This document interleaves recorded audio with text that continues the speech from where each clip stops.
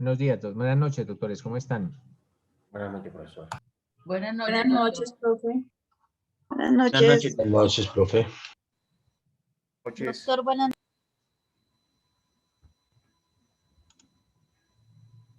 Bueno, ¿en qué tema quedamos el día de ayer, doctores? Estábamos en esa antinomia, aparente antinomia que se presentaba entre la Constitución y el Código de Procedimiento Penal, ¿cierto? Sí, señor, sobre el 4º grado de consanguinidad o el primero. Exacto, y pues indicamos cuál era básicamente pues, la jurisprudencia que hizo como más extensivo este beneficio, y pues ahora lo consagra es ese 4º grado de afinidad, pues en lo referente a lo civil, ¿cierto, doctores? Ahora vamos a ver otra de las excepciones al deber de declarar que se denomina el secreto profesional. El secreto profesional, doctores. Ya tenemos consagradas las excepciones por parentesco, ya sea grado de consanguinidad, grado de afinidad o grado civil. Existen otras excepciones a ese deber de declarar, mis doctores, que se denomina el secreto profesional. Y ese secreto profesional, doctores, está consagrado en el Código de Procedimiento Penal, más exactamente en el artículo 385. Ojo, 385. Alguien que nos lo lea, por favor, ese 385. Y ya no vamos a hablar en ese artículo especialmente, ya no se habla de algunos grados de parentesco, sino de algunas profesiones. ¿Qué nos dice ese 385? Dice, profesor, artículo 385, excepciones constitucionales. Listo. Nadie podrá ser obligado a declarar contra sí mismo o contra su cónyuge, compañero o compañero permanente o parientes dentro del 4º grado de consanguinidad o civil o segundo de afinidad. Sí. El juez informa sobre estas excepciones a cualquier persona que vaya a rendir testimonio, quien podrá renunciar a ese derecho. Son casos de excepción al deber de declarar las relaciones de abogado con su cliente, médico con paciente, psiquiatra, psicólogo o terapista con el paciente, trabajador social con el entrevistado, clérigo con el feligrés, contador público con el cliente, periodista con su fuente, investigador con el informe. Listo, Lina María. Miren que esto está ratificado en otro artículo del Código de Procedimiento Penal, el 345 numeral primero. Miremos ese 345 numeral primero y ahí se ratifica lo anterior. 345 numeral primero, por favor.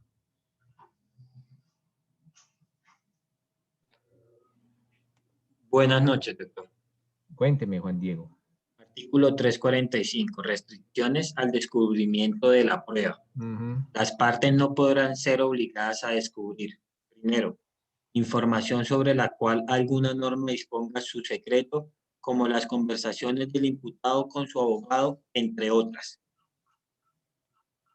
Entonces, mis doctores, allá se encuentra ratificada ese secreto o básicamente esa excepción al deber de declarar.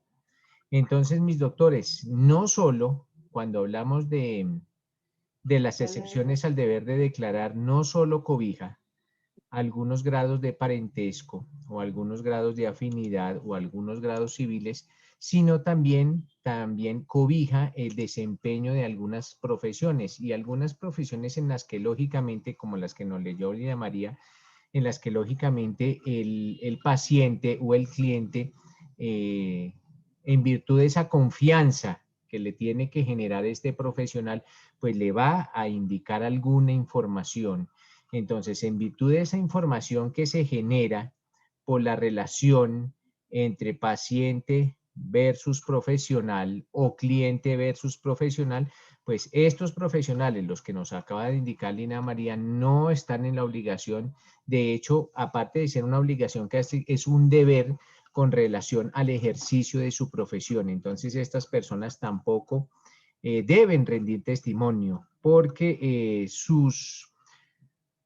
la información que recibieron en virtud de su ejercicio, pues están cobijadas por el secreto profesional. Entonces, ya recapitulando con relación al secreto profesional, pues cobija algunas relaciones de parentesco y algunas relaciones de índole profesional, lo que se denomina el secreto profesional. Ahora, mis doctores, vamos a analizar una especie de testimonio que se denomina el testimonio de menores de edad. Ojo, el testimonio de menores de edad.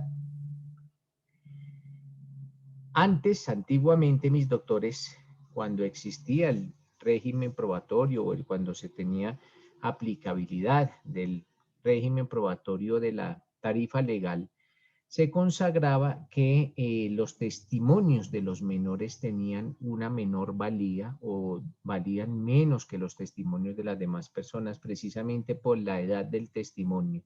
Ahora no. Ahora esa concepción ha quedado revaluada. En la actualidad, mis doctores, los testimonios de los menores tienen el mismo valor o el mismo peso jurídico o la misma valía que un testimonio de una persona que no lo sea. Recoger esa postura antigua en la que se indicaba que los testimonios de los menores tenían menor valor y ahora esta nueva postura quedó plasmado en una sentencia de la Corte Suprema de Justicia, más exactamente en la sentencia 24468 del 30 de marzo de 2006. Ojo, Corte Suprema de Justicia, lógicamente Sala de Casación Penal, sentencia 24468 del 30 de marzo de 2006. En esta jurisprudencia o en esta sentencia, pues la Corte Suprema de Justicia le da igual valor a los testimonios de los menores a los testimonios de los que no lo son. Estos testimonios de los menores, mis doctores, ya al recepcionarse en sede de juicio oral, más que todo en los menores que son víctimas de delitos, más que todo en estos menores que son víctimas de delitos y en aras de la protección constitucional que la misma Carta Política le brinda a los menores en el artículo 44, cuando se va a recepcionar alguna clase de testimonios de menores de edad, se tienen que seguir algunas pautas o algunas conductas especiales. Inicialmente, mis doctores, ese menor de edad y en especial el menor de edad que es víctima de la conducta punible tiene que ser sometido a una protección. A él se le tiene que brindar una protección. ¿Y una protección por qué? Porque, doctores, a veces resulta traumático el asistir a juicios. Yamile, ¿tiene alguna acotación antes de que prosiga? Sí, Doc, buenas noches. Buenas noches. Doc, me surgió una duda en relación al secreto profesional en la sección que da el 385 en relación con estas profesiones, en el caso en que, digamos, dentro de lo que se conversa el profesional con su cliente en cualquiera de estas profesiones, se pueda tener conocimiento de un delito que pueda estarse fraguando hacia futuro. El Código Penal o la norma establece la obligación de ese profesional de comunicar. ¿Existe en términos penales la obligación de informar eso que aún no ha sucedido, que podría llegar a suceder? Básicamente el Código Penal no, pero la jurisprudencia sí. La jurisprudencia indica hasta cuál es el límite del secreto profesional, porque el secreto profesional tampoco es ilimitado. El día de mañana les voy a dar la línea jurisprudencial, que no la tenía aquí a la mano, la línea jurisprudencial sobre el límite del secreto profesional, hasta dónde va. No solo lo plasmado por la Corte Suprema de Justicia en su Sala de Casación Penal, sino ratificado por la Corte Constitucional. Entonces, ya para resolver tu duda, Yamile, y para que tengas ahí tu archivo, yo mañana no solo a ti, sino a todos les doy la línea jurisprudencial sobre el límite del secreto profesional. Bueno, Yamile. Gracias, doctor. Gracias. Vale, perfecto. Entonces les decía a mis doctores que en ocasiones el hecho de que una persona asista a un juicio y se siente allá en el banquillo de los testigos puede resultar sumamente traumático, y más aún, mis doctores, cuando se trata de un menor de edad. Entonces, en virtud de evitar lo que se conoce como la victimización secundaria, o coloquialmente como una revictimización, pues precisamente existen algunas figuras para proteger a este menor de edad, y en especial al menor de edad, como les decía, que ha sido víctima de la comisión de un delito. Esto con base pues en la Ley de Infancia y Adolescencia, que pues es la que nos dicta estos iniciales aspectos de protección a los menores. Partamos de lo siguiente, mis doctores: el testimonio de un menor. El testimonio de un menor debe estar siempre, debe estar presente un defensor de familia. Debe estar presente el defensor de familia, y se debe practicar en un dispositivo o utilizando una herramienta que se denomina la cámara Gesell. Ojo, la cámara Gesell. Y básicamente, cuando hablamos de cámara Gesell, mis doctores, o cámara Gesell, es como un habitáculo, es un cuarto aparte de la audiencia en donde se está celebrando el juicio. Entonces, aparte de ese recinto, aparte de esa sala donde se está celebrando el juicio, aparte existe un habitáculo, una pequeña habitación o una pequeña salita en donde solo se cuenta con un sofá. La niña o el niño que van a rendir testimonio en sede de juicio oral, pues no observan ni al juez, ni al fiscal, ni al defensor, ni al representante de víctimas, ni al Ministerio Público, y mucho menos al procesado. Y en ese cuarto los niños son acompañados en la mayoría de ocasiones por un psicólogo del Instituto Colombiano de Bienestar Familiar, y a ese psicólogo se le colocan unos audífonos, y a él es el que se le formulan las preguntas. Entonces, las preguntas que le formulen los diferentes sujetos procesales en la sala de audiencia, pues van a pasar por un filtro, y ese filtro es precisamente ese psicólogo, y el psicólogo escucha la pregunta y se la formula nuevamente al menor. En ocasiones las preguntas pueden llegar a ser un poco fuertes, entonces ese filtro precisamente sirve para reformular la pregunta de una forma que no afecte tanto al menor. Walter, ¿tiene alguna acotación? Sí, profe, buenas noches. Buenas noches. Con respecto al tema de entrevistas a niños, niñas y adolescentes, No, pero en esto este no es caso, entrevista, esto es testimonio. Estoy hablando de los testimonio. testimonios, en ese caso, como bien lo nombraba, cuando son víctimas de delitos sexuales, pues se utiliza lo que es la cámara Hexel. Realmente esas Aunque Walter, diligencias las hace el CTI. usted lo conoce como víctimas de delitos sexuales, pero la cámara Gesell se tiene que utilizar para toda clase de delitos. Lo importante es que la víctima sea un menor de edad. Eso es lo importante, que la víctima sea un Sí, menor de edad. en ese caso, cuando también se encuentran en centros privativos de la libertad, también deben de ser acompañados del defensor de familia, en ese caso que es el representante.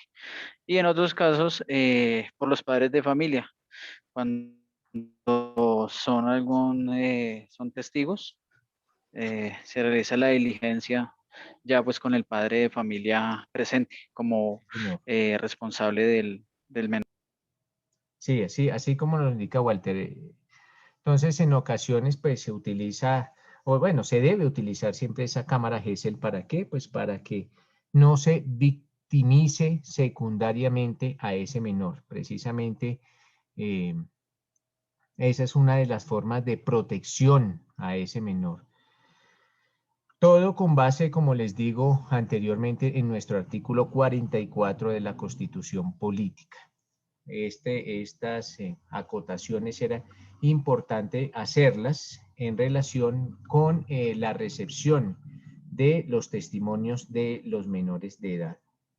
Ahora, mis doctores, vamos a entrar a analizar un tema que se denomina, ya lo habíamos visto anteriormente, pero lo habíamos visto tangencialmente, un tema que se denomina la prueba de referencia. Ojo, la prueba de referencia.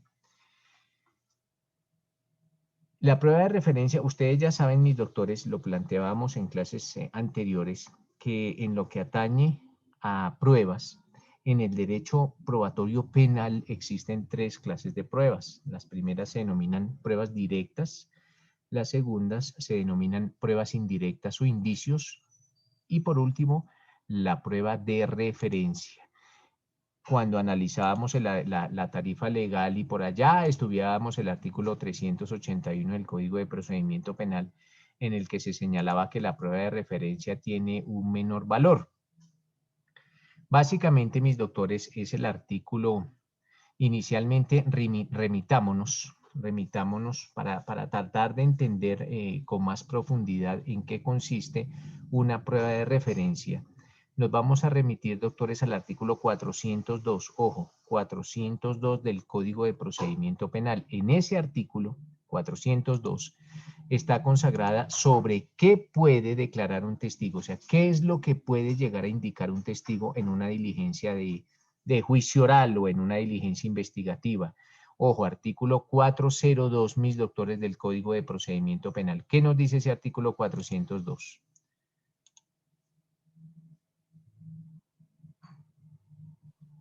Artículo 402. Conocimiento personal. El testigo únicamente podrá declarar sobre aspectos que en forma directa y personal hubiese tenido la ocasión de observar o percibir. En caso de mediar controversia sobre el fundamento del conocimiento personal, podrá objetarse la declaración mediante el procedimiento de impugnación de la credibilidad del testigo.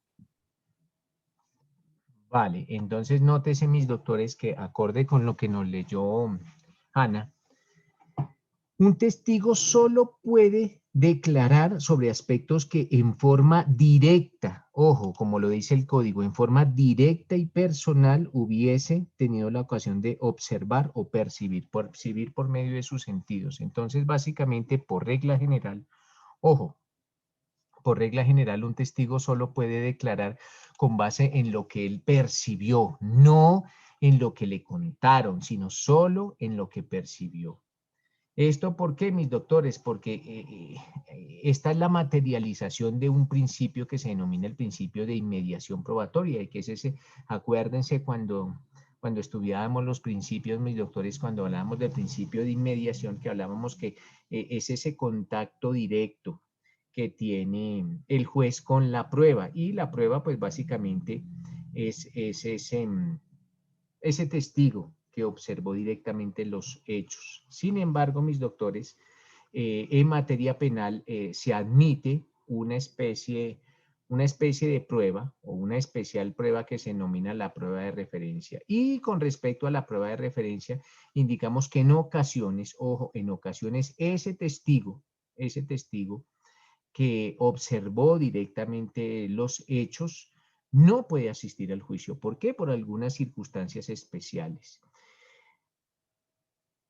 Esas circunstancias especiales por las que no puede asistir el testigo, sino que tendrá que asistir otra persona en reemplazo de ese testigo directo, de ese testigo que se encaja dentro del artículo 402, no puede asistir ese testigo y va a asistir otra persona en su reemplazo, se denomina la prueba de referencia. ¿Y dónde está la consagración o la definición de la prueba de referencia en el Código de Procedimiento Penal?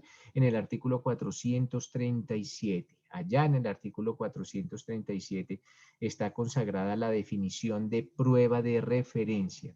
¿Qué nos dice el artículo 437 con relación a la prueba de referencia, mis doctores? 437. 437, ¿lo leo, Doc? Claro, por favor. Noción. Se considera como prueba de referencia toda declaración realizada fuera del juicio oral y que es utilizada para probar o excluir uno o varios elementos del delito, el grado de intervención en el mismo, las circunstancias de atenuación o de agravación punitivas, la naturaleza y extensión del daño irrogado y cualquier otro aspecto sustancial objeto del debate cuando no sea posible practicarla en el juicio.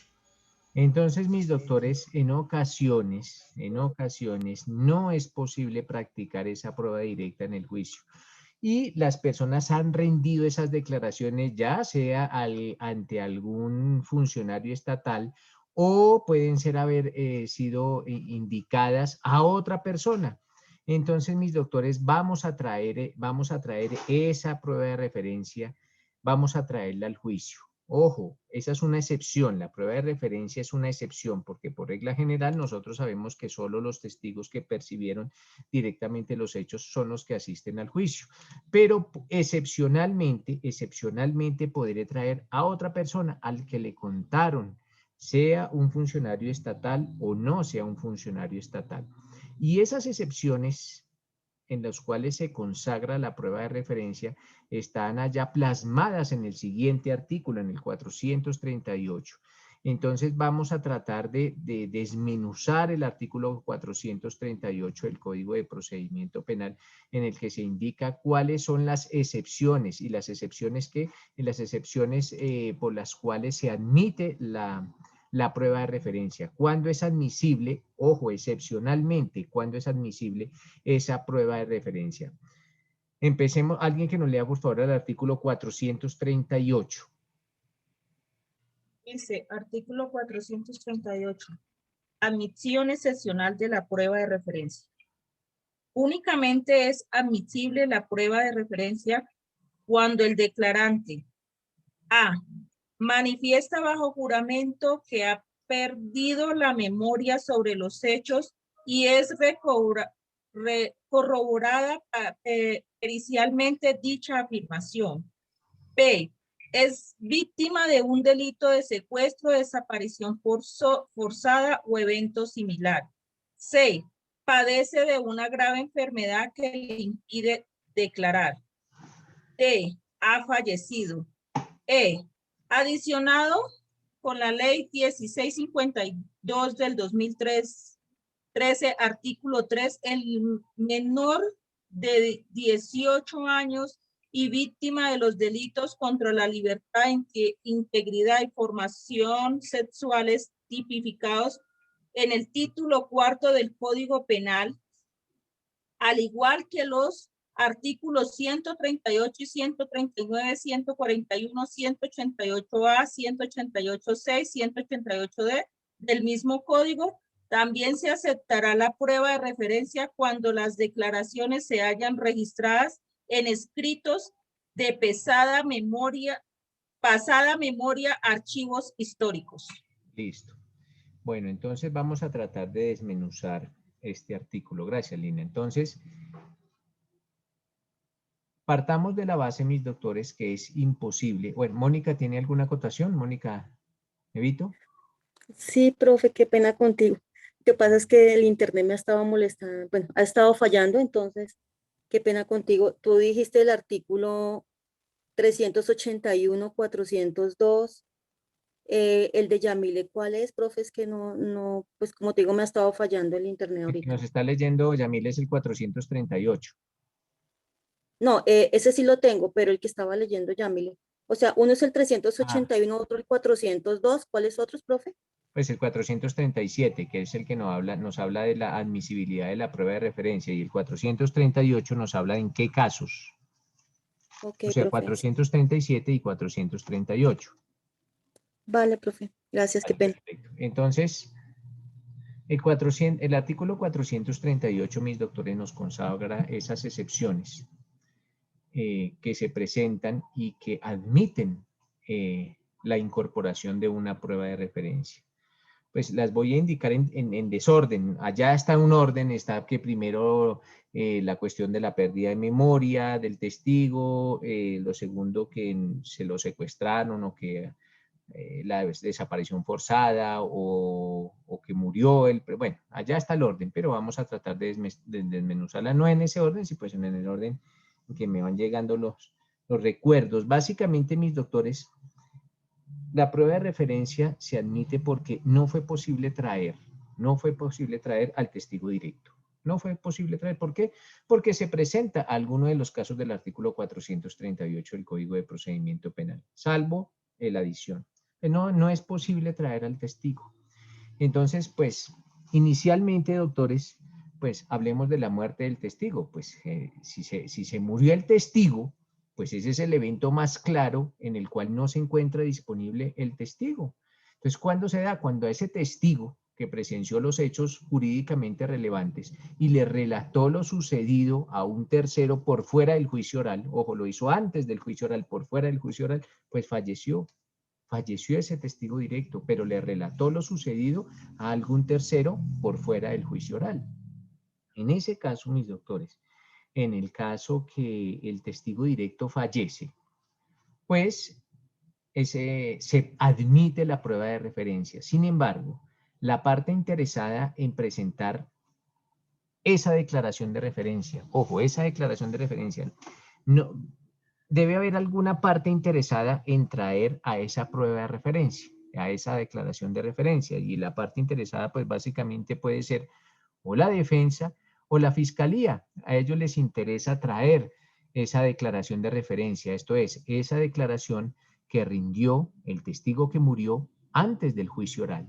En esos casos, mis doctores, la parte interesada en presentar esa declaración de referencia tiene la carga probatoria. ¿Y a qué me refiero cuando indico que tiene la carga probatoria? Pues a esa parte interesada en traer la prueba de referencia, en traer la declaración de referencia, debe acreditar la muerte del testigo. Esto no es indicar que murió el testigo, no señor, pues acredítemelo. Acredite, y ustedes saben que la muerte se acredita con un documento que es idóneo. Entonces, esa parte interesada, ese sujeto procesal que es interesado en incorporar la declaración de referencia debe acreditar ante el señor juez que el testigo directo murió. ¿Y con qué medio o a través de qué testigo va a llevar al juicio la declaración de esa persona que falleció? Puede ser la declaración de una persona que escuchó su declaración. Entonces, ese testigo que murió y antes rindió una declaración por fuera del juicio oral, lo escuchó una persona, pues puede ser la declaración de esa persona. O puede ser un escrito, o puede ser una grabación, o puede ser un video. Entonces, nótese que la prueba de referencia tiene varios matices, tiene varias formas de ser incorporada. Entonces, de pronto la persona indicó en un video esos hechos jurídicamente relevantes de los cuales tuvo conocimiento. Pues llevaré ese video al juicio, lógicamente acreditando ante el juez la muerte de ese testigo directo o la grabación, ¿sí? No fue una grabación de audio y video, sino solo una grabación de audio, pues también la podré llevar al juicio oral. O la declaración de alguien que escuchó a ese testigo. O un escrito, de pronto el testigo dejó por escrito esas circunstancias o esos hechos que observó, que percibió. Entonces, primero tengo que acreditar, la parte interesada tiene que acreditar la muerte de ese testigo. Y segundo, le debe indicar al señor juez cuál es el medio a través del cual pretende llevar al juicio la declaración de ese testigo que falleció. Lo mismo, mis doctores, lo mismo puede pasar en el caso en que el testigo haya sido víctima de secuestro, de desaparición forzada y indica la ley u otro evento similar. En esos casos, la parte interesada en llevar esa declaración de referencia tiene que acreditar que el testigo directo ha sido víctima de un secuestro, de una desaparición forzada u otro evento similar. Sin embargo, miren, doctores, cómo la ley es muy ambigua, y es muy ambigua ¿en qué? En indicar otro evento similar. Entonces, ¿hasta dónde puede llegar a tener alcance la expresión otro evento similar? Pues básicamente, mis doctores, los fiscales, que son los que más han llevado pruebas de referencia a los juicios oral, han tomado, y los jueces así lo han aceptado y la jurisprudencia así lo ha aceptado, que en ocasiones, mis doctores, cuando el testigo no fue posible ubicarlo, ojo, no fue posible ubicar al testigo, podrá esto asimilarse a otro evento similar. Sin embargo, nótese, mis doctores, que en estos casos es obligación de la Fiscalía General de la Nación acreditar que hizo hasta lo imposible por tratar de ubicar a ese testigo. ¿Qué maniobras o qué diligencias realizó la Fiscalía para tratar de ubicar a ese testigo? Y tienen que ser muchas, no tiene que ser ni una ni dos diligencias, tienen que ser muchas para efectivamente acreditar que fue imposible ubicar el testigo. Si con las herramientas que le facilita la ley a las partes, con todas esas herramientas y con la utilización de todas esas herramientas, no fue posible, aún utilizando las herramientas, no fue posible ubicar al testigo. ¿Y qué herramientas existen? Pues herramientas como la búsqueda selectiva en bases de datos. A una persona la pueden buscar en las bases de datos de las empresas de teléfonos, en las bases de datos de las centrales de riesgo, en las bases de datos de los sistemas de salud. Existen muchas bases de datos en donde se encuentran registradas muchas personas, y la Fiscalía tendrá que agotar absolutamente todas las herramientas que le consagra la ley y probar que las agotó, probarle ante el juez de conocimiento o ante el juez del juicio que agotó todas esas herramientas, y aún agotando todas esas herramientas fue imposible localizar al testigo, y así pues eventualmente y muy excepcionalmente se podrá incorporar una declaración de referencia teniendo como norte que la ley lo asimila como esos hechos similares o esos eventos similares. Entonces, mis doctores, también no solo se tiene que acreditar en la muerte, sino también en estos eventos similares, o cuando el testigo es víctima de la desaparición forzada o del secuestro, y pues ya les indico, el evento similar está básicamente cuando el testigo no fue posible ubicarlo. En lo atinente, mis doctores, al testigo que pierde la memoria. Entonces, el testigo asegura que ha perdido la memoria. El Código de Procedimiento Penal, tal y como no lo leyeron, pues dispone que cuando se trata de algunos testigos o algunas personas que afirman haber perdido la memoria, lo primero, mis doctores, que indica la ley es que es necesario, ojo, es necesario corroborar esa situación mediante una pericia o mediante un dictamen pericial. Entonces, no solo basta, mis doctores, con la afirmación del testigo en el sentido que perdió la memoria. No, se necesita corroborar esta situación mediante un dictamen pericial. ¿Esto con qué fin? Pues con el fin de descartar que las afirmaciones de ese testigo, pues, obedezcan a una posible intención de no declarar, una intención de no declarar en el juicio.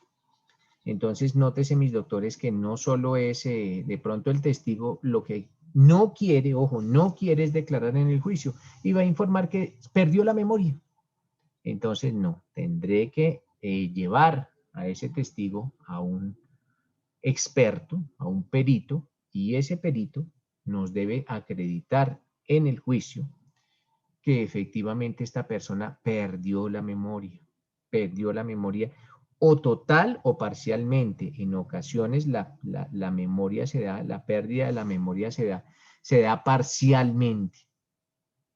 Lógicamente, mis doctores, ese dictamen pericial que presenta la parte interesada en llevar esta declaración de referencia, pues Ese dictamen pericial tiene que ser objeto del derecho de contradicción. Esto es, ese dictamen pericial lo tendrá que conocer la contraparte. ¿Para qué? Para que eventualmente pueda atacar ese dictamen pericial, atacar ese hecho plasmado por el experto en el cual se consagra la pérdida de la memoria. Entonces se podrá, digamos que, atacar ese dictamen pericial. Volvemos al evento, mis doctores, en que el testigo ha sido víctima de secuestro, desaparición forzada u otro evento similar. Pues básicamente en esos casos, como les digo, la parte interesada en presentar esa prueba o esa declaración de referencia debe acreditar cuál de las situaciones es la que se presenta para hacer admisible esta declaración que se hizo por fuera del juicio oral. En ocasiones, mis doctores, o si se llega a presentar una circunstancia o si llega a presentarse un hecho como cual, que ese testigo que está siendo secuestrado es liberado antes de que se admita la prueba de referencia, pues debe comparecer al juicio para narrar esos hechos que haya percibido directa y personalmente. Entonces, si el testigo fue liberado antes del juicio, pues tendrá que adquirir, es más que lógico. Les indicaba a mis doctores que se presenta una ambigüedad en la ley cuando nos consagra ese evento similar, porque las palabras eventos similares pueden ser muchas, pero lo que indica básicamente la admisibilidad de la prueba de referencia o el espíritu de la prueba de referencia, pues básicamente nos indica a que es imposible que el testigo comparezca físicamente a la audiencia de juicio oral. Entonces, no fue posible que el testigo declare en el juicio oral y pues tendrá que utilizarse esta prueba de referencia. Por allá existe la adición que nos leían sobre los delitos sexuales cuando las víctimas son menores de edad. Pues básicamente, mis doctores, y precisamente para evitar la victimización secundaria, para evitar la revictimización o en ocasiones porque se hace imposible, ojo, se hace imposible que los niños asistan al juicio oral. ¿Por qué, mis doctores? Porque en ocasiones la víctima menor de edad en un juicio oral es tan niño, ojo, tan niño, es tan niña, que es imposible que vaya al juicio oral. Un ejemplo, si en un caso, mis doctores, en que la víctima tiene 3 años o tiene 2 años, pues en esos casos esa víctima no puede asistir al juicio porque escasamente sabe hablar o ni siquiera sabe hablar, no ha aprendido a hablar. Entonces, si la víctima ni siquiera ha aprendido a hablar, ¿con qué fin lo vamos a llevar a un juicio? ¿Y con qué fin vamos a llevar a ese niño o a esa niña a un juicio a que rindan un testimonio cuando no pueden hacerlo? Entonces, en esos casos, pues, es admisible la prueba de referencia, en esos casos. O en otros, ¿por qué? Porque no vamos a revictimizar al menor. No vamos a efectuar una victimización secundaria sobre ese menor. Entonces, también es admisible la prueba de referencia. Entonces, básicamente, para esas especiales circunstancias que se plasman en el artículo 438 y en los casos de los niños que son víctimas de delitos sexuales.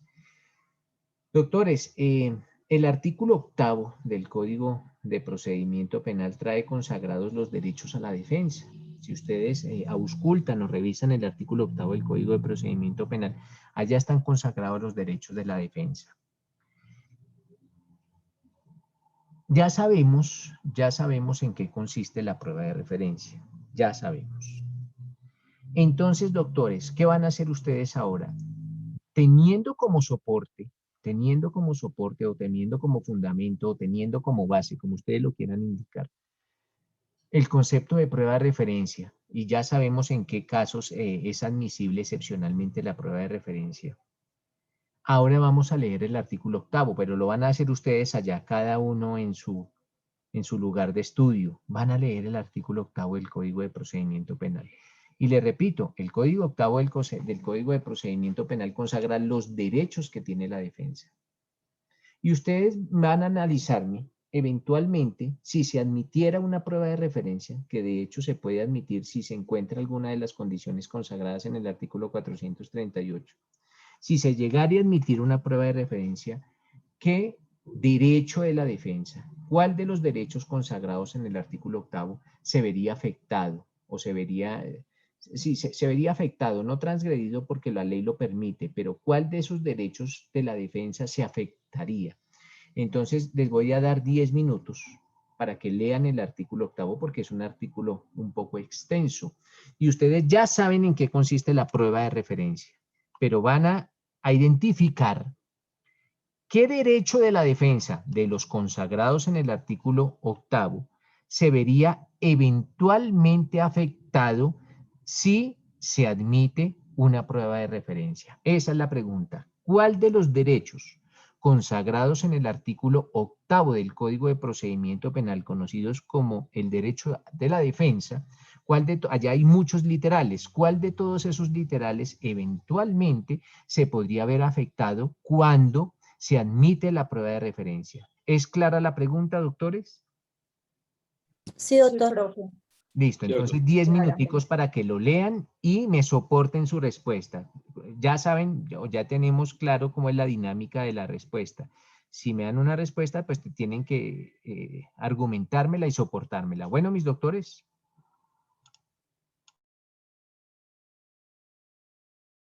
Sí, doctor.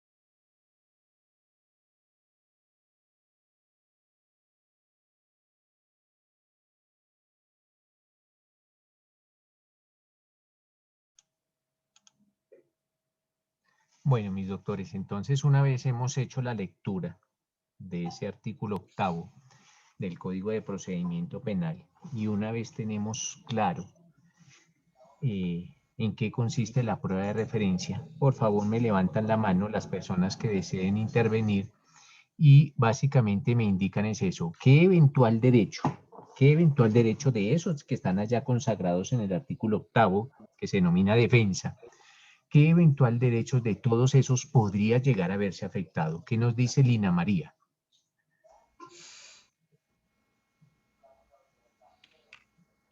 Profesor, de acuerdo al artículo 8 del Código de Procedimiento Penal, se vería afectado el literal K, que dice tener un juicio público, oral, contradictorio, concentrado, imparcial, con inmediación de las pruebas y sin dilataciones injustificadas en el cual... A ver, espéreme, Lina. Aquí las dilataciones no existen porque las dilataciones son en los partos. En los partos existen las dilataciones. ¿Qué dice ahí? Dilaciones. Ah, ya, sí, por dilatación. Aquí no es clase de parto, aquí es clase de derecho. Entonces, sin dilaciones. Ahora sí, vuelva y me lo lee, Lina María, por favor. El literal K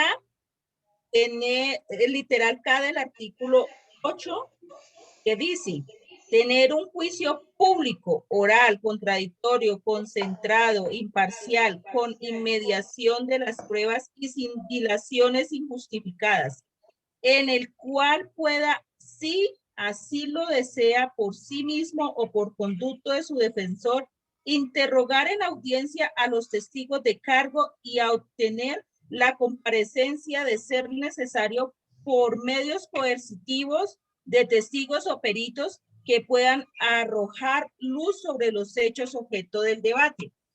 Esto con referencia al artículo 437 del Código de Procedimiento Penal, que dice, se considera como prueba de referencia todas las declaraciones que ya se había leído realizada fuera del juicio oral. Entonces, en esta parte sería porque sería el K, tener un juicio público oral donde ellos tengan ahí esas pruebas y la prueba de referencia se puede hacer extrajudicialmente. Sí, pero Lina, ¿cuál es que, como tú me leíste, el literal K, y el literal K Sí. es muy largo? Dígame, de todas esas facultades que tiene el derecho, ¿cuál se vería afectada o si se verían afectadas todas? Porque tú me dices, por ejemplo, tener un juicio público, ¿eso se afecta? No. Ah, bueno, entonces esa parte no. Contradictorio, tampoco concentrado. Sería un juicio concentrado e imparcial. A ver, espérate. ¿Tú sabes qué significa el juicio concentrado? El juicio concentrado, Lina María, quiere decir que el juicio se realice en una sola audiencia o que si se llega a realizar en varias audiencias se realicen lo más cerca posible, una de la otra. Entonces ese no creo. El Imparcial. contradictorio. Espérate, imparcial. ¿Será que vamos a afectar la imparcialidad del juez? No. Entonces ese tampoco. Entonces mira, Tampoco. Lina, que como tú me lo leíste, pero ese era tan largo el artículo, el literal K. Sí. Entonces dime de todo lo que hice allá, ¿cuál de todos esos derechos? Para ti, ¿no? Para mí sería el contradictorio, el de la inmediación de las pruebas. La inmediación de la prueba. O sea, dice con inmediación de las pruebas y contradictorio. Sí, Ven, te pregunto, ¿contradictorio por qué? Luego la contraparte no podrá contrainterrogar a ese testigo de referencia. Sí lo podrá interrogar, pero como el mismo artículo 437 dice que este podrá ser practicado extrajudicialmente, entonces Lina, ahí... espérate. Es que la prueba de referencia, tengamos claro, Lina, que la prueba de referencia es una declaración que se rindió fuera del juicio oral. Se rindió fuera del juicio. ¿Por qué? Algo pasó. Por ejemplo, Lina observó cómo A mataba a B. Lina lo observó. Era una testigo presencial de los hechos en las que A mataba a B. Lina lo observó.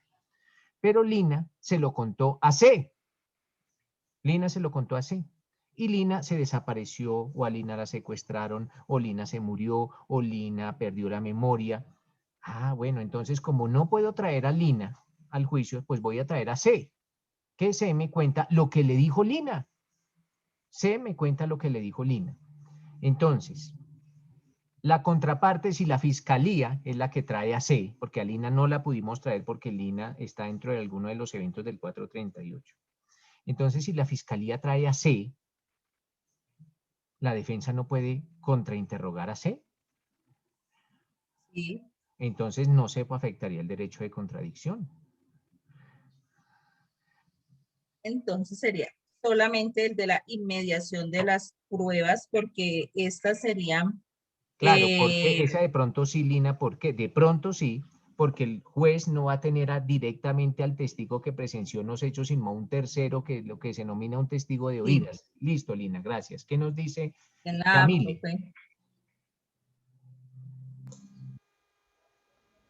¿Yo, Doc? Sí, señora.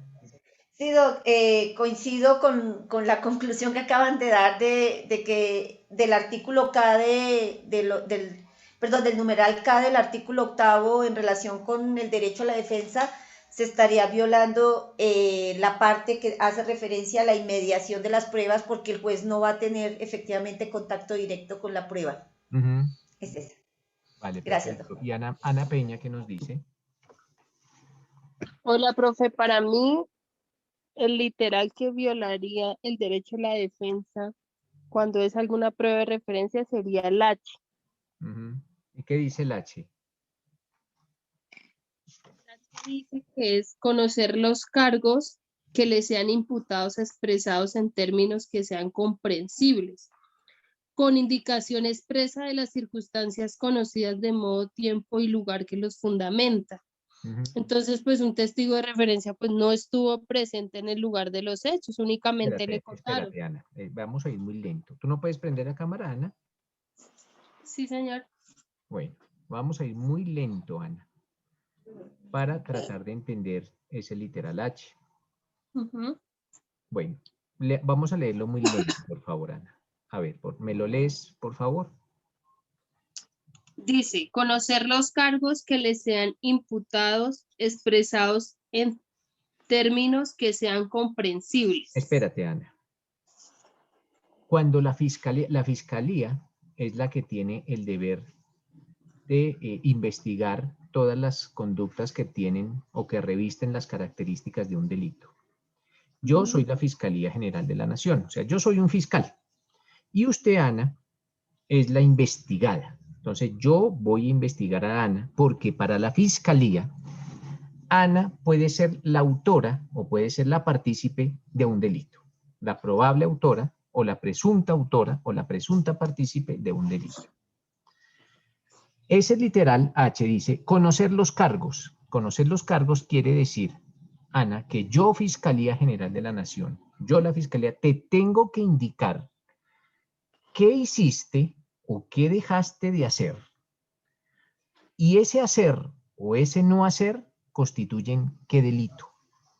Eso es conocer los cargos. Entonces yo, Fiscalía, le digo, mire, Ana, la Fiscalía tiene conocimiento que usted falsificó un documento público para optar por un puesto. Ah, usted ya sabe qué es lo que, qué carretazo le va a echar la Fiscalía. La Fiscalía dice que usted, ¿y eso para qué? Para que usted sepa de qué se va a defender. La Fiscalía no puede llegar y empezar a echar un discurso. A la final, miren, esto pasa y tengámoslo muy en cuenta, para que, ya que Ana no lo cita. Miren, la Fiscalía a veces, algunos fiscales no son claros. Miren, algunos fiscales dicen, bueno, ya Ana no es la falsificadora, sino Ana ya es una atracadora. Entonces, Ana la atracadora.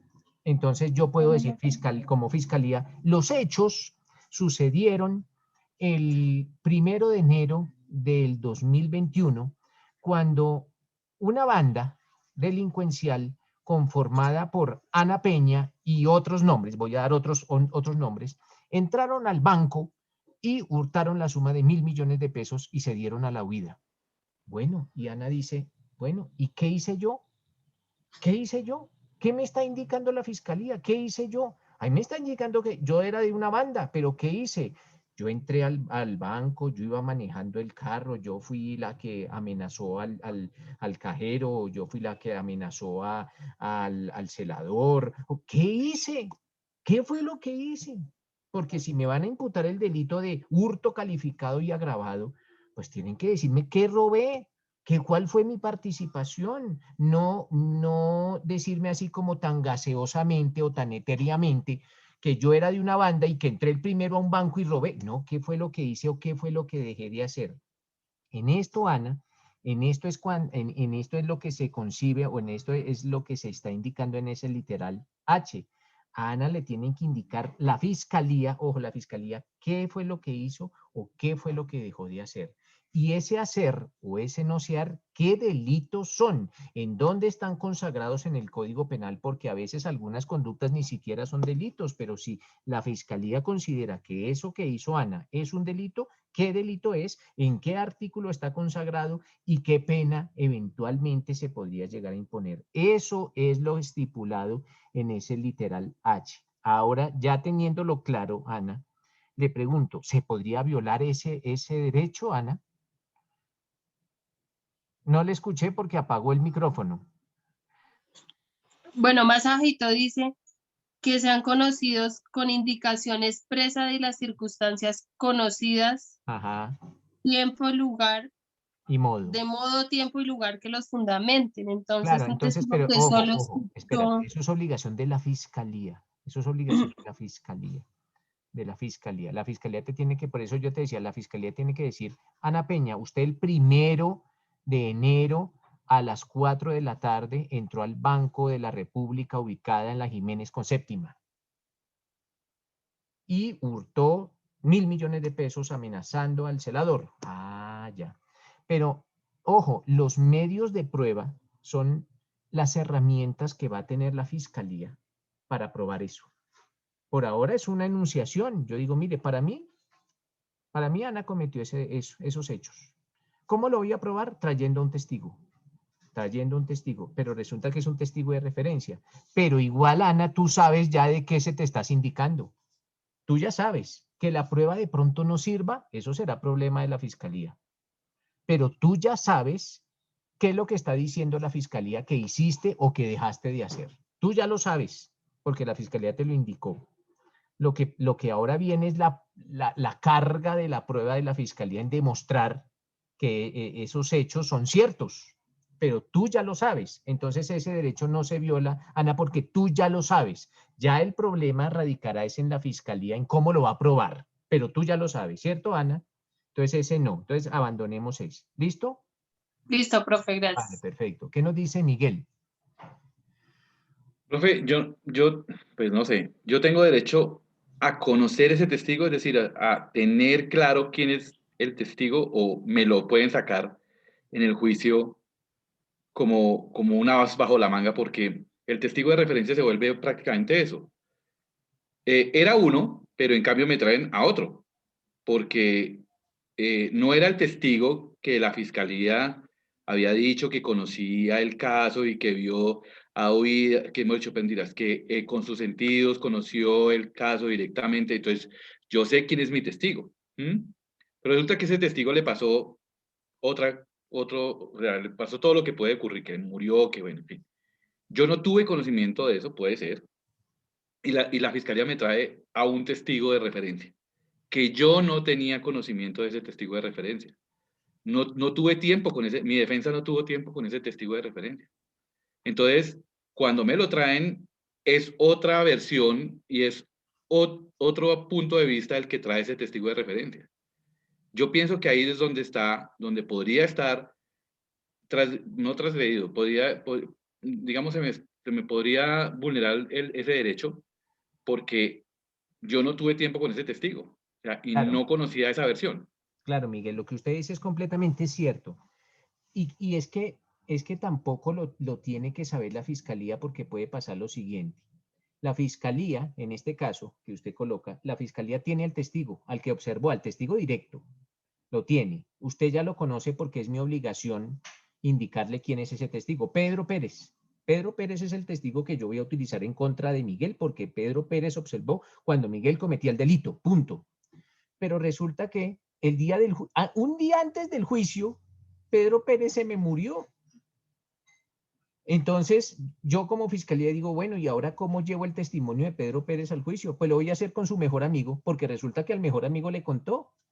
Claro que es una sorpresa para Miguel, pues claro que es una sorpresa para Miguel, porque Miguel no sabe qué es lo que le contó Pedro Pérez al mejor amigo, pero es una de las formas que, y miren que la ley lo autoriza. La ley autoriza que cuando se muere, ahí no dice, ahí lo único que se necesita es que el testigo haya muerto antes del juicio, ¿no? Antes del juicio, pero puede morir, de hecho puede morir un segundo antes de que, Exacto, 2 minutos fuera antes. a presentar el testimonio y ahí se tenía que interrumpir y yo empezar a buscar a quién diablo le contó antes para traer ese testigo. Entonces, lo que dice Miguel es cierto, pero tiene un nombre en derecho penal. Y ese nombre se llama el derecho a la confrontación. Ojo, derecho a la confrontación, a confrontar al testigo directamente, a confrontarlo, a tenerlo así de vista. Ese derecho de confrontación lo pueden conseguir mis doctores, aunque la palabra confrontación, ese derecho no está consagrado o sea, esa palabra confrontación no está, no se indica allá en el artículo 8º, no habla de confrontación, sí ha tenido un desarrollo jurisprudencial. Para eso podemos revisar la sentencia 46153 del 30 de septiembre del 2015. Ojo, 46153 del 30 de septiembre del 2015. Y esa sentencia y muchas otras, es un desarrollo jurisprudencial, nos habla del derecho a la confrontación. Ojo, el derecho a la confrontación. Y básicamente es tener frente a frente al declarante. Es tenerlo frente a frente. Ese derecho a interrogar al propio testigo, al testigo directo. Este es un tema bonito para desarrollar, es tenerlo frente a frente. Ya no voy a tener frente a frente al testigo directo, sino a un tercero. Ese es el derecho de confrontación. Por eso, mis doctores, por eso la prueba de referencia tiene menor valor que las demás. Por eso es que el 381 indica que la prueba de referencia vale menos, porque afecta el derecho de confrontación. Entonces, por eso es que con pruebas de referencia única y exclusivamente no se puede condenar. Esa es la razón. Porque afecta un derecho a la defensa. No lo transgrede, porque es que cuando hablamos de transgrede, pues estamos casi que haciendo alusión a una violación de derecho, ¿no? La ley lo permite, entonces lo afecta, pero por eso, esa es la razón, el motivo, la circunstancia por la cual la prueba de referencia vale menos que las demás. Es esa. Miguel, tiene razón ahí en lo que dice. Eso se llama derecho de confrontación y lo pueden desarrollar y lo pueden profundizar lo relacionado con el derecho a la confrontación en esas sentencias y en muchas otras. Ahorita pues no se me viene en la cabeza, pero hay toneladas de jurisprudencia Aprovechando mi sobre el tiempo, derecho a confrontación. pero ahí digamos que con digamos que con ese testigo de referencia no puedo, pero construyo un indicio. No, Y pero al es que un construir el indicio, claro, o el sea, yo indicio le, no yo es le, una yo le prueba doy de referencia. encaminando al juez por dónde puede ser, porque mi testigo me puede servir a mí y yo le construyo al juez un indicio y luego le aporto, digamos, otra prueba y con esa prueba sí de pronto lo llevo a la certeza. Claro, con los indicios se puede, pero es que precisamente ese es el trabajo. Ese es el trabajo de la defensa y ese es el trabajo de la fiscalía. Si solo tienen pruebas de referencia, pues construyen indicios.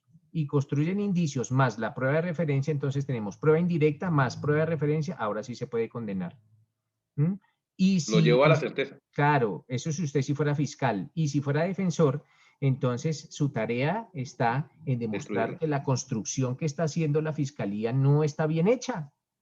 Entonces, que si no está bien construido el indicio, pues no es un indicio. Y si no es un indicio, pues no se puede condenar con esos indicios más la prueba de referencia. Esto, por eso les decía que esto es una guerra argumentativa. Listo, profe. Vale, listo. ¿Qué nos dice Mónica? Hola, profe. Pues son dos cosas. El primero, pues me gustaría pues realizar un aporte precisamente como tal al literal H, ¿sí?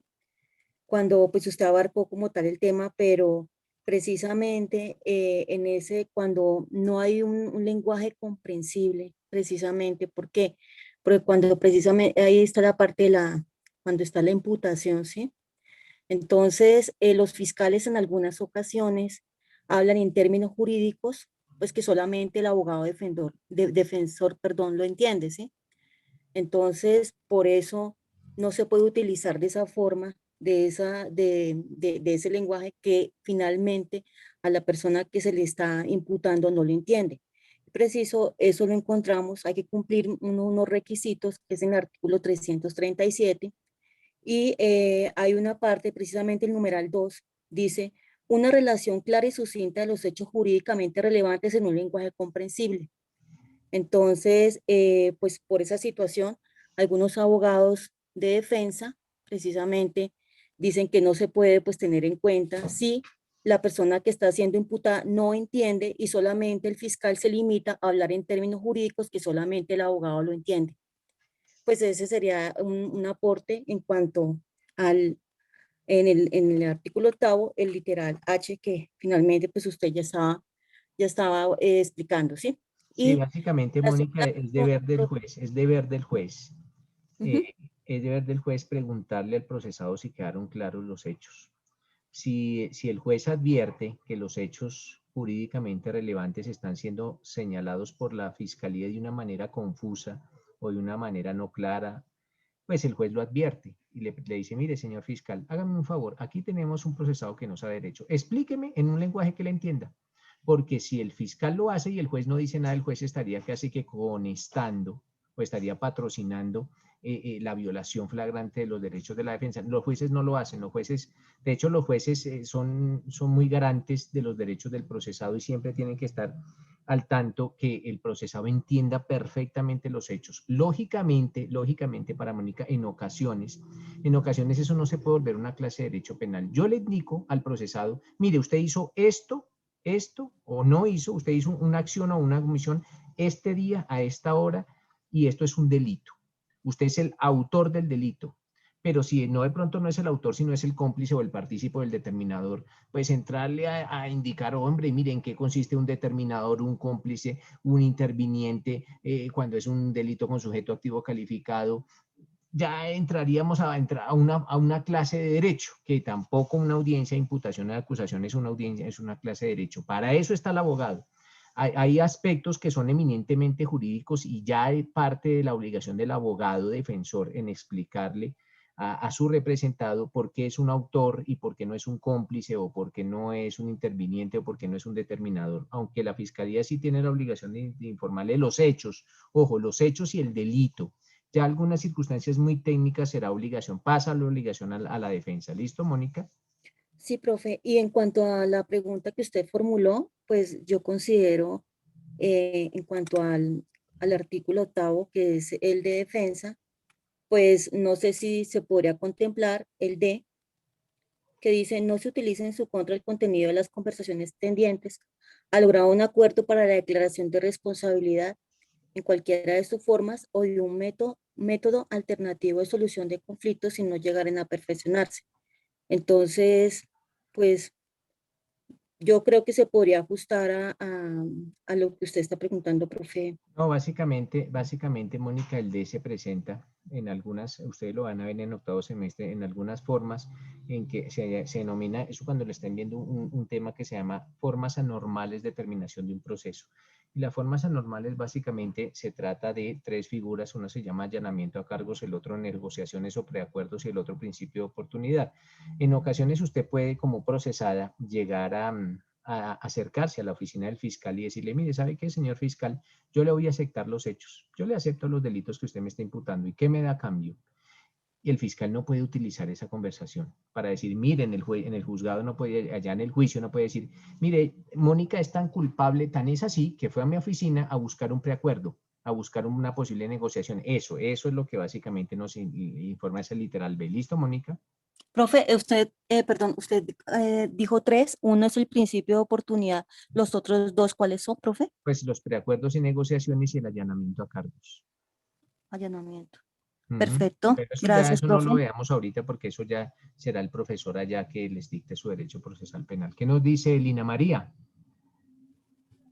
Profe, referente al tema que usted decía del derecho a la confrontación de las pruebas, en este artículo tendría una, como una relación con el literal J que dice solicitar, conocer y controvertir las pruebas. Sí, básicamente, Lina María, el derecho de confrontación es el desarrollo del literal J del artículo 8. Ese es el derecho de confrontación, el literal J del artículo 8. No solo es el literal J del artículo 8, sino por allá el artículo 14.3 o algo así del Pacto Interamericano de Derechos Humanos. Son varios los artículos que se ven afectados con el derecho a la confrontación. Pero en nuestra legislación, el literal J, así como Lina María nos lo está indicando, es el literal J el que trae consagrado ese derecho de confrontación. Sería bueno que las personas que desean profundizar al respecto, pues lean esta, la 46.153 del 2015, que ya trae una profundización sobre el derecho a la confrontación. ¿Listo, Lina? Gracias, profe. ¿Me repites el número 4 aquí? Ah, no, el del pacto, el del pacto. Sí. Es el 14.3, sí, algo así. Creo que es el 14.3, pero eso no lo tengo fresco. Pero después yo se lo digo. Bueno. Yo no lo tengo fresco. Gracias, profe. No lo he tocado en estos días, entonces no lo tengo tan fresco, pero sí, no solo el Pacto Interamericano, sino son dos organismos, son tratados o dos mecanismos multilaterales y el literal J del artículo 8. Gracias, profe. Vale, perfecto. Es el artículo 14, profe, Sí, del es el Pacto 14, pero el 14 trae varios. El 14 creo que dice 14.3, algo así. ¿Ese no trae numerales?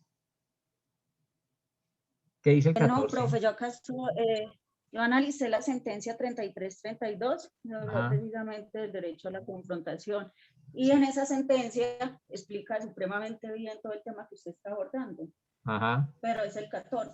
Es el 14, ¿cierto? Sí, es el 14 de la Corte Interamericana.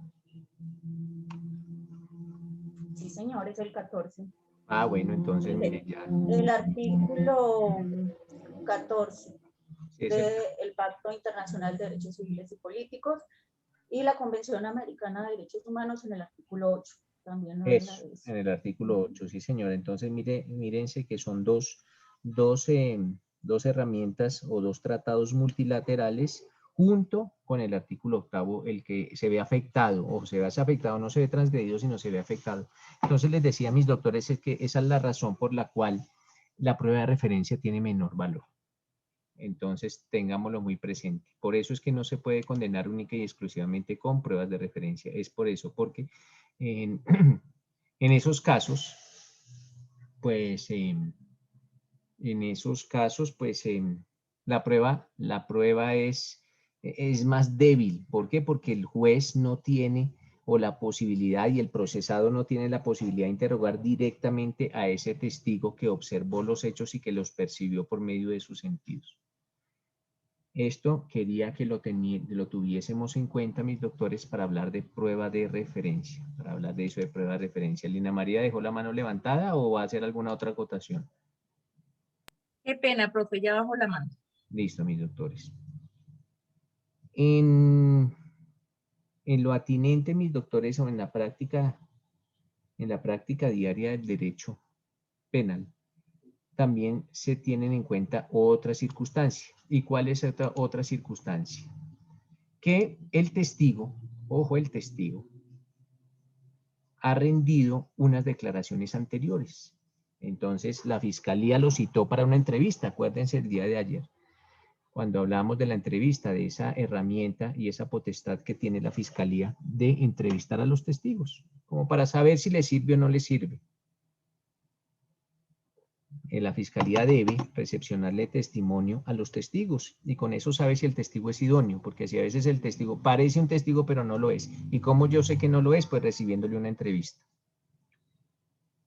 ¿Qué puede pasar? ¿Qué puede pasar, mis doctores, si el testigo dice una cosa en la entrevista y otra cosa en el juicio?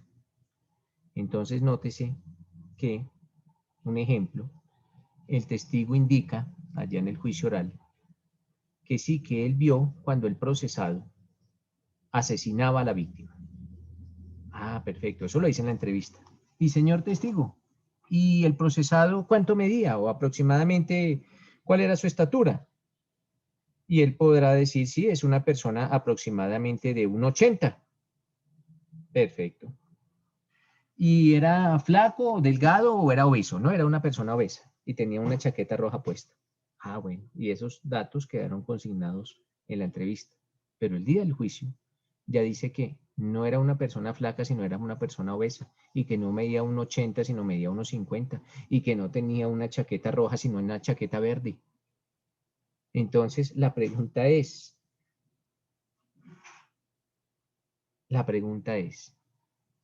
esa entrevista, ojo, la entrevista que rindió anteriormente, ¿se podrá ingresar al juicio?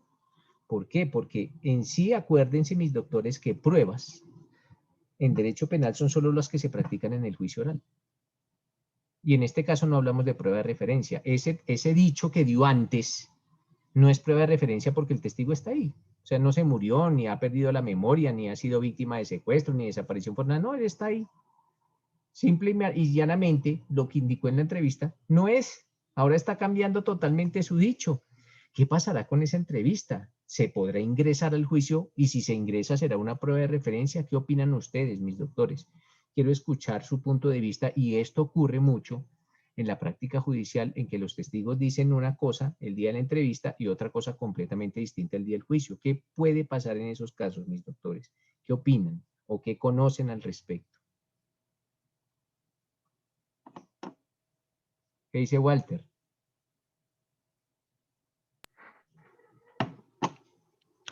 Doctor, yo creería directamente aquí, mirando la norma, el artículo 403 nos habla sobre la impugnación de credibilidad del testigo. Dentro de ese artículo hay uno que es el numeral sexto y dice contradicciones en el contenido de la declaración. Directamente se puede impugnar ese testimonio para que no sea vinculado al proceso, ya Claro, pero que la pregunta hay es, Walter, controversias. claro que se puede impugnar en el testigo, pero la pregunta es, ¿esa prueba, esa entrevista, se podrá ingresar al juicio? No, no señor. No se puede ingresar porque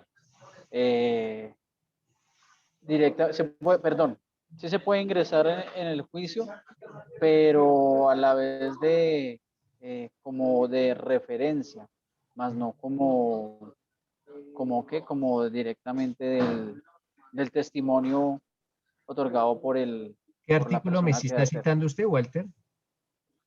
El 403, artículo Léame el 403, impugnación. 393, Walter, léame el 393, que lo trae claro. El 393 le da la respuesta a la pregunta. Dice reglas sobre el contrainterrogatorio. Ojo, entonces si ve las reglas, a la pregunta que yo le hice aquí a Walter y para todos, es el artículo 393 el que nos diga. Leámoslo, Walter, si es tan amable. Dice reglas sobre el contrainterrogatorio. El contrainterrogatorio se hará observando las siguientes instrucciones. Primero, la finalidad del contrainterrogatorio es refutar en todo o en parte lo que el testigo ha contestado. Sí, siga. Segundo, el B, para contrainterrogar se puede utilizar cualquier declaración que hubiese hecho el testigo sobre los hechos en entrevista, en Ahí está, declaración jurada durante la investigación ahí está, o en Walter. la propia audiencia del juicio oral. Ahí está. Entonces sí se pueden utilizar esas entrevistas o sí se pueden utilizar esas declaraciones que ha hecho anteriormente o que ha realizado anteriormente el testigo. ¿Para qué? Para precisamente ejercer ese derecho a contrainterrogar. Entonces, doctores, en esos casos, pues se le tiene que poner de presente al juez la contradicción que... Bueno, antes de eso, ¿qué nos dice Margarita? No, profe, es que estaba mirando acá un documento de la Corte Suprema. ¿Cuál, Y Margarita? ¿Pero cuál documento, Margarita? Y préndame la cámara, porque... ¿Pero cuál pero tengo documento? Porque es que cámara. documentos de la Corte, Margarita, hay infinidades y yo no sé a cuál está la Profe, alusión. se llama versiones rendidas por el testigo antes del juicio oral. Ah, Y sí. esa norma que usted le dice a Lemus se llama refrescamiento de memoria en Sí, este o documento. impugnación de credibilidad. Porque aquí lo que vamos es a impugnar la credibilidad, pero es que miren, esas declaraciones que realiza el testigo anteriormente se pueden utilizar para dos cosas. Básicamente, y lo que nos dice Margarita es cierto, si a nosotros nos llaman a entrevista hoy, si nosotros percibimos un delito hoy, fuimos testigos directos del delito hoy, y dentro de 15 días nos llaman a una entrevista, pues tenemos los conocimientos frescos, porque esos hechos los percibimos hace 15 días, entonces plasmamos en una entrevista o le indicamos a un investigador de policía judicial o al de la Fiscalía General de la Nación qué fue lo que nosotros vimos. Y ya, quedó recepcionada la entrevista. Pero si el juicio, con lo rápida que es la justicia en Colombia, si el juicio se realiza dentro de 5 años, en el mejor de los escenarios, se realiza dentro de 5 años, pues hombre, dentro de 5 años a nosotros ya se nos han olvidado muchas cosas. Entonces, la parte o la contraparte, cualquiera de los dos, pueden utilizar ese documento, esa entrevista para refrescarnos la memoria. Bueno, después, bueno, es que previas, bueno, existe una figura que se llama sentar las bases probatorias para el derecho probatorio. Y sentar las bases probatorias básicamente es decirle al testigo, oiga, señor testigo, ¿usted recuerda haber visto unos hechos, haber percibido unos hechos? Y uno dice, sí, pues la verdad sí algo percibí, pero eso hace muchos años y todavía ya no tengo claro muy bien ese recuerdo. Pero usted rindió una entrevista en la Fiscalía General de la Nación. Y uno dice, sí, yo la rendí. Si yo le pusiera de presente esa entrevista, ¿usted la reconocería? Sí, la reconocería. Entonces, bueno, esto es la carreta que se echan los jueces en las partes. Entonces dicen, con permiso, señor juez, para ponerle de presente al testigo la entrevista que rindiera ante la policía judicial el día tal. Entonces se le pone de presente y el testigo la lee mentalmente. Ese carretazo de decirle, mire, si yo le pusiera de presente una entrevista que usted rindió anteriormente, usted la reconoce, básicamente en eso consiste en lo que se denomina sentar las bases probatorias, es como informarle al juez, ojo, mire, señor juez, esta persona rindió una entrevista anteriormente, y se la pone uno a leer mentalmente, la lee mentalmente, recuerda para refrescarle la memoria, lo recuerda y ya puede indicarle en juicio. A veces el testigo empieza a hablar y hablar y hablar y hablar y ustedes como contraparte se dan cuenta que en la entrevista dijo con cosas completamente distintas. Entonces ahí es donde utilizan esa entrevista para decirle, venga señor testigo, usted nos dijo aquí en juicio que la persona era alta y gorda. ¿Y por qué en una entrevista que usted rindió hace 4 meses dijo que era bajita y flaca? ¿Qué pasó? ¿Por qué se está contradiciendo? Ya, entonces ustedes le están diciendo al juez, ojo, señor juez, este señor se está contradiciendo. ¿Y eso para qué? Para hacer que ese testigo no tenga tanto poder de convencimiento, para impugnarle la credibilidad, para no hacer tan creíble el testimonio de ese testigo, para que no le creamos, por favor, a ese testigo porque se está contradiciendo. Entonces, mire, señor juez, este testigo dijo una cosa ese día y otra cosa hoy. Entonces, por favor, no le crea tanto, a menos que de pronto existiera alguna razón para que indicara en esa época una cosa y hoy otra. Pueden existir razones por las cuales el testigo se puede llegar a contradecir, pero lo que nos dice Margarita básicamente es la utilización de la entrevista anterior con fines de refrescar memoria o impugnar credibilidad. Miguel, ¿tiene alguna acotación? Y pues es que al contrario de ese testigo o ese testimonio, exactamente lo que usted dice, puede ser aprovechado por la defensa para desvirtuar al testigo o tacharlo de falso. Ese, digamos... Aunque la tacha de falso no existe en derecho penal, es como para que no le creamos, para que el juez no le crea tanto al testigo, porque ok. se deja como en el aire, decir, mire, este señor no está diciendo la verdad, o no la está diciendo acá, o la dijo antes. ¿Cuál es la verdad? ¿La que dijo antes? ¿La que dijo ahora? ¿O de pronto ninguna de las dos es verdad? Entonces, como hay duda, entonces vamos a minar la credibilidad de ese testigo. Vamos a decirle al juez, ojo, no le crea tanto. Pues como le digo, a menos de que hubiese existido alguna razón para que él mintiera, a veces se presentan razones justas o justificables. Pero podría ser que hubo una mala preparación por parte del testigo también. Es decir, el que llevó el testigo, si sabía que tenía una audiencia, ¿por qué no lo preparó? Claro, Porque, aunque prepararle, Miguel, no es decirle al juez, al testigo que diga mentiras. Es decirle no, que no, diga no. la verdad, Pero, ¿qué Pero sí pasa? recordarle lo que dijo en la entrevista, porque esa entrevista me imagino que obra en el expediente. Claro, no, sí, la tienen las partes, no obra en el expediente porque acuérdese, Miguel, que en derecho solo es prueba la que se practique en juicio, pero sí la tienen las partes, la tienen la fiscalía y la defensa, eso sí la tienen. Pero ¿qué pasa, Miguel, si yo soy testigo y usted es el defensor y yo soy su testigo? Y resulta que yo le digo, venga, doctor Miguel, yo rendí una entrevista hace 2 años, pero allá dije, son las mentiras. Esa entrevista yo dije mentiras y usted me va a decir, uy, hombre, testigo, ahora si yo voy y digo esas, si vuelvo y ratifico las mentiras en el juicio, pues estoy en un falso testimonio y el que termina en la guandoca soy yo. Entonces usted tiene que decirle, hombre, testigo, pues si bien es cierto, usted rindió una entrevista hace 2 años y dijo mentiras, pues ahora sí diga la verdad. Diga la verdad y dígame cuáles fueron las razones por las cuales usted dijo mentiras hace 2 años, para yo indicarle al juez que efectivamente existe una razón justa por la cual usted pudo haber mentido hace 2 años. Y tratar de convencer al juez. A veces hay razones justas, como ejemplo cuando los están investigando. Cuando a uno lo están investigando, uno tiene derecho hasta mentir.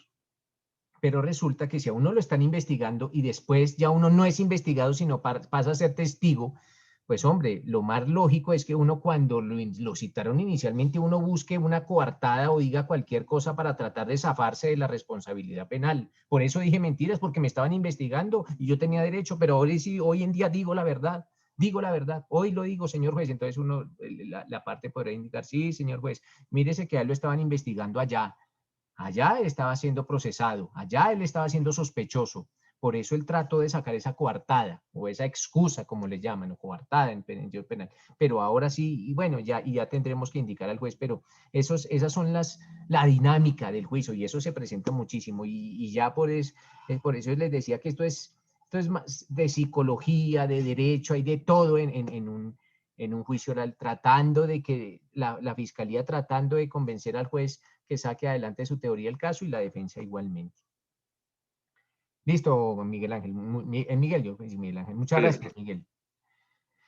Entonces, doctores, básicamente vamos mañana a ver qué puede pasar cuando se presenta precisamente ese hecho que el testigo indica en las versiones anteriores, indica una cosa, pero el día de juicio indica otra. Entonces hubo una variación, o se contradijo el testigo. Entonces, ¿cómo va a valorar el juez esas contradicciones? Con eso vamos a dejar planteado ese temita para mañana. Me lo recuerdan, por favor, y les agradezco mucho por su asistencia y les deseo una feliz noche, mis doctores. Bueno, gracias, profesor. Gracias, doctor. Hasta mañana. Gracias, doctor. Muchas gracias. Buenas noches, gracias. Doctor, muchas gracias. Gracias, doctor. Gracias, doctor. Buenas noches. Gracias, profe. Hasta mañana.